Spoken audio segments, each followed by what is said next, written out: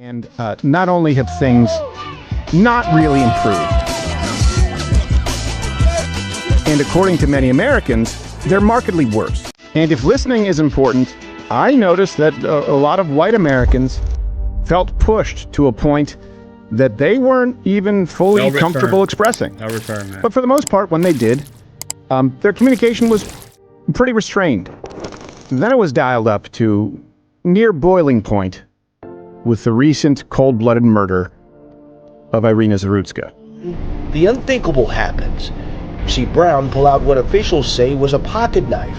He unfolds it, then stands up behind Zarutska. What we aren't showing you is the moment where Brown then stabs Zarutska several times and walks away. And that murder taking place at the hands of a black man who was arrested at least 14 times and released largely in the name of racial justice. Crazy. Spurred a reaction from white Americans that, frankly, is unsurprising.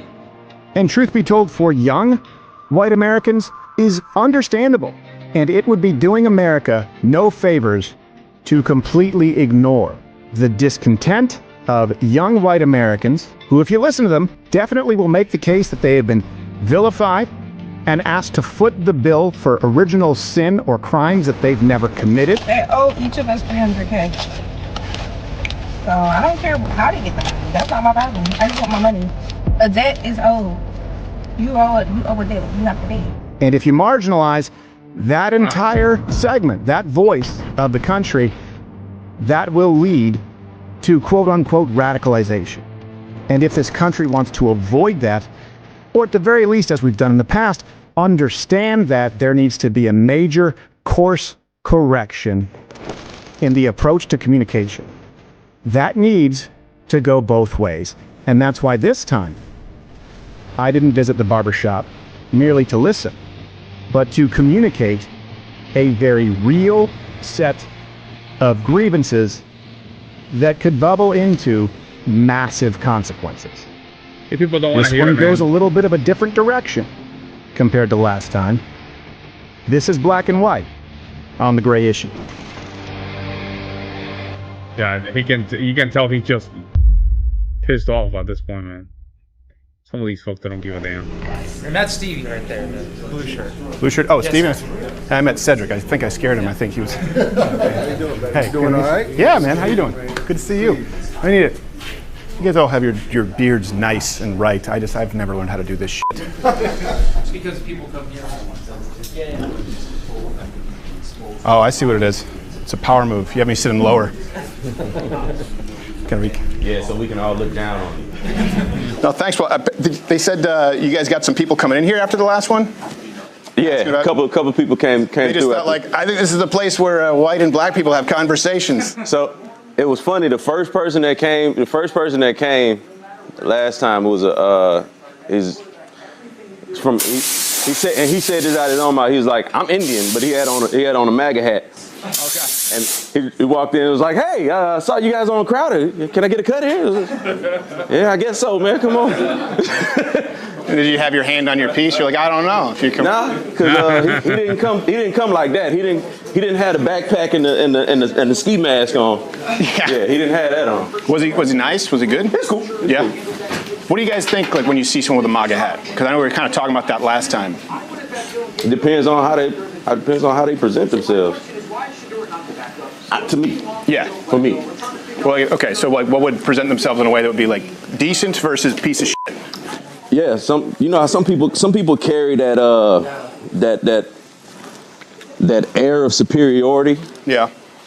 And if you present that to me, I'm very conscious of that. If you present that to me, I'm gonna respond appropriately. Yeah. That's just me personally. What would be like an air of superiority? Like, just like certain things you say in conversation, and and like you said, just in the physical nature of these chairs. Well, in conversation, you can physically go up and down and put yourself above or beneath. So when people do that kind of stuff. Yeah, it's funny that you mentioned that, because I actually, when I do the change my minds and sit with people, I actually kind of slump my shoulders and deliberately kind of make myself smaller, just to not. It's like, what is it? The crab that has the red under its claws is showing danger. So I don't wear red, because apparently that signifies poison. But yeah, no, there's all these body language experts now. You watching TV, and I'm like, this seems like horse shit. Like, He looks to the left, so you can tell he's lying. Yeah, some of it is. It's like, no, I saw him on camera. He killed his girlfriend with a butter dish. I don't give a shit what he says. He took too long to say that answer. He had to think about it. No, he's thinking about what he wants to say. Yeah. He don't just spit shit out. He wants to think about what he's saying. Last time we talked, we were kind of just, and the reason was just like, you know, often you see in news people just kind of siphon themselves off right into an echo chamber. And I thought it was good. We were just kind of able to see other perspectives. Where do you think the country is now? Like with that? Like, is that an open question? Or? Yeah, race relations between, because last time I wanted to get your perspective, and there's a perspective now in the white community. None of us are an ambassador for the entire community, but things have changed quite a bit the last year and a half. Temperatures have gone up. But what do you guys think? What do you think we are in the country? I'd like to chime in on that. Yeah. I'm happy you asked that question. There are a lot of social and economic dynamics at play that have certainly gone, in my opinion, in the wrong direction. I don't think that people really understand the gravity of where we're headed. We are vastly sliding into an autocratic regime here. And I'll give you several reasons. You see, in order to have, you can't have a one-dimensional approach when you're wanting to continue to lead from a global perspective, all right? What you see here today is an isolationism approach which has never worked in the past because we don't have an understanding of geography and history, all right? And I'll just simply close by saying, you got to understand something. The rest of the world is grossly infuriated with the way America has taken shape. And not only that, we're ceding all our best opportunities to China, right? Look around you in the relationships they're fostering with everybody else, which includes Canada, Mexico, and they've even gone as far down into the Latin American corridor, fortifying their bases while we're still hollering that we're the greatest. You're talking about China, like in the Panama Canal? Not just the Panama Canal. Let's pivot from the Panama Canal and let's look at the long-term strategy they have now, where they just signed an agreement with Mexico to build another canal bypassing the Panama Canal. And when you look at the whole transatlantic corridor, where you got now Brazil and Canada as well as Mexico trading, and they're stopping in Peru, where China has a huge presence at, circumventing completely the navigation, the use that comes with having to use the Panama Canal. So we'll avoid conflict with America and just simply go around America is what's happening here. Talking about China? Absolutely. Yeah. No, I mean, I want to agree with the first part, autocratic. I think China needs to be dealt with, and this is the first time we are. I'm Canadian. Well, I was raised in Canada. Canada sucks. Canada is a dog shit country. Canada, the kind of shit we're doing, you can't do this in Canada. If you say something too offensive or I say something too offensive, you will be jailed in Canada. Yeah. That's the thing. Yeah. So I'm fine with the U.S. being the best country. I came here from Canada because, I mean, I have friends who were arrested. I had a friend, stand-up comic, was fined for telling a joke. I don't think people realize how good we have it here in this country compared to other countries. But that's the painstaking part about it all, is the fact that, you know, I don't trust this guy right here. The way he's talking and stuff like that, I don't know. There's something about this guy. It's not, and he's having trouble landing his plane as well. I've always been one to say, and I believe this firmly: freedom is not a right; it's a privilege until you wake up the next morning and find out you don't have it. Wow. I guess let's make an album about this, bro. Like, I don't know what he's saying. Yeah. It also comes with duties. That's what I was about to say. It also comes with responsibilities because while we free to speak and say what we want, and I went to Montreal a few months ago, so I know exactly what you're talking about. Bet you saw a lot of tits on signs. That's all it is. No, I didn't. It's just strip clubs. Our Times Square is a giant strip club. It was a couple of them. Yeah. But no, like there is responsibility, and like everybody's from different places, different backgrounds. Some of us from certain backgrounds know, like, running your mouth too much in a certain space can get your ass whooped. Yeah. Like, you free to say what you want. You're just not free from the consequences. Like, the consequences that come with you saying the wrong thing at the wrong time to the wrong person. Yeah. And that's where we all have responsibilities in what we say and when we say it. Yeah. The problem, though, too, and that's, I was kind of talking more domestically, the problem with that idea is a lot of people are offended by different things. Mm-hmm. And so people get their ass whooped for something they didn't say, right? That's the real thing. I don't know if you guys were following the stabbing there on that train in Charlotte, Irina Zarutska. Last time I was asking where you guys thought we were you know, as far as in the country relation. Like, you guys heard of the term black fatigue? Mm-hmm. Yeah. You guys know what that means? Since the last time you came, that's become a thing. Yeah, I was about to say that's just become a recent thing. And do you know what it means? I'm not sure. I'm going to ask that. It's a term that's being used by people in the white community, by and large, again, saying they feel like they've been victimized and they're tired of taking that shit. You know, that was a girl who was dying alone in public. And that was a guy who was let out 14 times. 14 times, including violent crimes, in the name of racial justice, right? He didn't have to post bail. He didn't have to appear back in court. This is not the first time he's assaulted someone. How do we know that was in the interest of racial justice as opposed to just being a because the judge he already have a rebuttal, because that means this is the conversation they already had it, and somehow, this is my opinion, they got to the conclusion that the guy doing the deletion, it was not racial, even though he confirmed afterward, I got that white girl.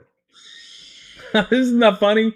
And everybody around her were, you know, coffee beans. I mean, this is crazy stuff. A fucked up attempt at justice, period. Yeah. Like, the legal system has its flaws. Yeah. And people have been making complaints about that for decades, right? But that's just, to me, that's a mental health thing more than it's a black and white thing. Well, I'll tell you why, because white people are saying it now. Right. Not just white people are saying, hey, we're in makes it a bigger thing. Well, because, you know, white people are 12 times as likely to be killed by a black person than the other way around. I'm just going to shoot you straight. It's not even close. Where? Across the country. Where? Like, not in the United States. I mean, we're not talking about Ghana. In like, yeah. What I'm saying is, in white communities or in quote unquote so-called white communities, across the country, the rate is a black man or person, because most murder is men. There are very few female murders. 12 times more likely to kill a white person the other way around. And then you look at the average amount of times that someone in this country is arrested before they're brought in for killing, charged with murder. Do you know how many times they're arrested on average before they murder? 11 times. Once again, the justice system's got its... We changed it for you guys. We changed the system for you guys because, you know, prison reform. We put in too many people in prison, which was a mistake, man. This is some of these liberal ideas from the 90s and the 80s. Like, the reason a lot of people were going to prison because they were committing crime. That's it. Laws, and people have been complaining about that for years. We spend more time trying to fix that than trying to complain about the white versus black of it all. Well, I think, just like I was trying to listen to all communities last time, I think this is something that's unavoidable. If this community, if enough white people get pissed off, they're going, look, we're living in New York now, we're getting killed in record numbers, or Detroit, 12 times the rate. And our system, 3 strikes in California, right? That was a 3-strike policy. The reason that was changed, they said it was racist. Crime went down in black communities 30%. But now people are looking at their cities going, this is a fucking hellscape. And the murder is skyrocketed because people said in the name of racial justice, like, 3 felonies, you're out. Because crime is crime, right? But crime is usually going to be higher concentrated in areas where there's high poverty. So typically... Nah. I'm sorry. No. I have to push on that. Being poor is not an excuse to commit a crime. Being poor is not an excuse to commit a crime. No, it's not the case. Areas that's high poverty in this country are areas with people with this color skin. We're not poor here in the United States. People that are poor in the United States, they're not poor. So that's why you're going to have that. That's why I said those numbers could be skewed and made to manipulate to look like, oh yeah, that's why I said in 9 or 12 times the rate. In suburban neighborhoods, white people are not in danger, and that's what this kind of fear mongering tells them, is that you're in danger because you're 12 times more likely to get killed by a black person. You live in ain't nobody coming after you. You know what I'm saying? Like, nobody tripping on you. But these people are just as scared as the other folks. They are if they get on a bus. Not necessarily. They are if they get on a train. That lady wasn't in danger because that man was black. That lady was in danger because that man was crazy. Man, you're from New York City. That man was mental. Bro, these people are so dishonest. Bro, you are from New York City. Man, I hate dishonesty. New York City is trash. You know what? Most of the people committing crime just coming from one direction. These people are so insane. dishonest. Unless they see crime different from Westerners. Unless they see crime do, it's different. Unless they're okay with people committing crime. So, but why was he back in family members? He had his own family members call the hospital to try to get him committed. He told his sister he killed that woman because he thought she was trying to read his mind. Yep. That's why was he let out, though? And I'm not saying it's because he's black. Yeah, I'm saying people look at it, though. The judge said part of black fatigue. He's insane, right? We agree. That's not a black and white issue. He was deemed not fit to stand trial, right? Right. Now, he should have been institutionalized. Right. The IOU policy, meaning you don't have to pay bail. You don't even have to stay here until you're actually convicted. You just say you'll come back. Right, which is messed up. Yeah, the judge, Teresa Stokes, black woman, said, well, this is about racial justice. We need to be softer on crime. So that's her reasoning. That's why he was out. And you can find dozens of examples. That's her misguided reasoning. And that's policy. But that's systemic, though, right? That's not representative of a whole. It's not. It's not. No, and look, we always have to say not all. Like, not all white people wear MAGA hats and are dumbass pieces of racist shit. But we have all been accused of racism, sexism, misogyny, homophobia. What I'm saying is black fatigue is white people going, you know what? I know I'm not racist. And I know that we're dealing with record crime, and I know that I'm more at risk. And they have negative interactions, and they're constantly told that they're not allowed to voice their fucking opinion because they're white. And if those people get pissed off, like that's where we actually could end up with some kind of, I'm telling you, I see this brewing.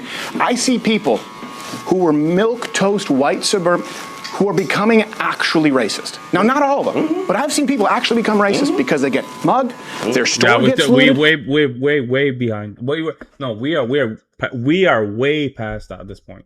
There's not coming back. There's not coming back because the white guilt just died. White guilt just died. We're not coming back. The days of Rosa Parks are over. The days of Rosa Parks are over. People are not afraid to just voice their opinion and voice what everybody's thinking. We're not coming back. And nothing gets done. They're going, and if I say something, it's turned into a racing. I'm telling you what, that's where it's coming from. At what point do we have a talk and go like, okay, let's reform justice, but we have to be honest as to why it was reformed in the first place. This guy, it's not even the only one. It's every 3 days someone's being offed. Yeah, but at the same time, let's transfer that over to, I mean, there's a lot of unsafe things in this world. Like getting mugged by a black person is not the paramount unsafe thing. There's school shootings. There's how can I say this? Stephen has to bring the conversation back to the main topic. Accountability. Road rage. There's all of that shit. Yep. And the primary people that commit a lot of those are people who don't have this skin. No. So if switch it over, if black people say, well, we getting fed up and we tired of all these school shootings and all of these road rage and all that, who do we say something to? Who hears our voice? And when does the white fatigue kick in? And when does the white fatigue kick in? Well, we've been hearing about white, that's the point, right? We've been hearing about it all our lives, about white fatigue, about systemic discrimination. But nothing's ever been done. That's the problem. It has been done. Here. That's why we've done systemic justice reform that has led to more crime, right? That's the reason for no 3-strike policy. That's the reason for cashless bail. That's the reason for catch and release. The reason for it, in the wake of Black Lives Matter, George Floyd riots, Summer of Love, was we're going to reform crime, we're going to reform the justice system, and it's gotten worse everywhere it's been. And then when white people leave those neighborhoods, well, now it's white flight. If they come in, it's gentrification. And I'm telling you, there are a lot of people who are pissed off, and they're not going to sit down and have this conversation and be real about it. And they're going, well, what happens when someone has to keep their mouth shut about everything? Nobody tell you have to keep That's how they feel. That's how they feel. I don't believe white people have to keep their mouth shut. I think white people don't speak up about a lot of the things that they do and they perpetuate that affects us negatively. Okay, just mention one. Mention one. Come on now. Let them mention. That's the stuff that nobody wants to. The issues aren't made about those things. I really respect the platform that you have because you do have open and honest conversations. And I have to say, I don't believe that those numbers about the black people murdering white people are correct. I don't believe those numbers are correct. What if they are? What if I'm not lying to you? If you're not, then I've been misled and I've been. Bro, this is crazy stuff. This is crazy stuff. This is what happened when they don't even understand. They're defending a position that they don't even understand. They're defending a position that they clearly don't understand. These numbers has been the same for the last 30 years. They haven't changed though.